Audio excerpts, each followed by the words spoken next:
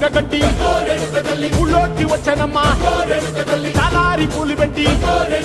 జాతరులు తెచ్చనమ్మా తంగేడు పూలు పెట్టి కంకాణ దూకేనమ్మా ముక్కు ముక్కెర పెట్టి లోకాల నెలనమ్మా ముందార చూడంగా మున్నూరు కన్నులమ్మా వెనకాల చూడంగా ఏనూరు కన్నులమ్మా సాధు సిద్ధులంతా